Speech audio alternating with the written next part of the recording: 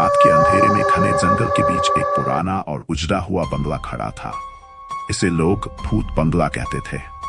गांव में यह अफवाह थी कि वहां जाने वाला कभी लौटकर नहीं आता। बचपन से ही इस बंगले के बारे में सुनी सुनाई कहानियों ने गांव के हर बच्चे को डर से भर दिया था। लेकिन वीरू, जो हमेशा से बहादुर और जिज्ञासु था, इन कहानियों पर विश्वास नहीं करता था। उसे यह सब सिर्फ गांव वालों का भ्रम लगता था। एक दिन वीरू ने अपने दोस्तों के सामने चुनौती रख दी कि वह रात को भूत बंगले में जाकर लौटेगा और सिद्ध करेगा कि वहां कुछ भी डरावना नहीं है। उसके दोस्तों ने उसे रोकने की बहुत कोशिश की, लेकिन वीरू ने किसी की नहीं सुनी। रात होते ही वह अकेला उस बंगले की ओर निकल पड़ा। जैसे ही वह बंगले के पास पहुंचा, हवा अचानक से तेज चलने लगी। पेड़ों की पत्तियां सरसराने लगीं और माहौल में एक अजीब सी ठंडक फैल गई। वीरू ने दरवाजे को हल्के से धक्का दिया और वह चिड़चिड़ाता हुआ खुल गया। अंदर का दृश्य बेहद भयावह था। दीवारों पर काले धब्बे, जाले और चारों ओर बिखरे हुए टूटे फूटे सामान थे। वीरू ने अपने दिल की धड़कनों को काबू में रखते हुए अंदर कदम रखा।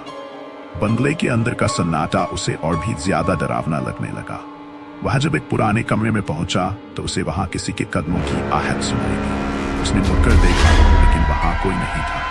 तभी अचानक एक ठंडी हवा का झोंका उसके चेहरे से टकराया और कमरे का दरवाजा जोर से बंद हो गया। वीरू घबरा गया, पर उसने खुद को संभाला।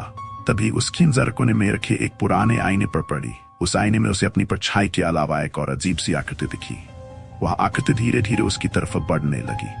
वीरू के पैर जैसे नितरे, उसके मुंह से आवाज भी नहीं निकल रही थी।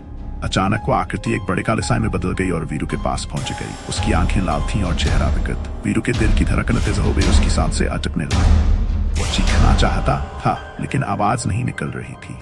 वह आकृति अचानक हंसी और बोली, तुमने मुझे बुलाया है, अब तुम यहाँ से नहीं जा सकते। वीरू को एहसास हुआ कि यह जगह सच में भूतिया है।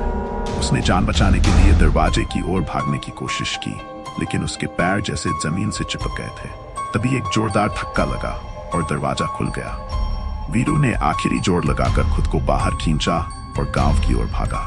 अगली सुबह वीरू गांव वापस लौटा, लेकिन उसकी हालत बिल्कुल बदली हुई थी। उसका चेहरा सफेद हो चुका था और उसकी आंखों में डर साफ झलक रहा था। वह कुछ भी बोलने की स्थिति में नहीं था। लोग समझ गए कि वीरू ने भूत बंगले की सच्चाई देख ली थी।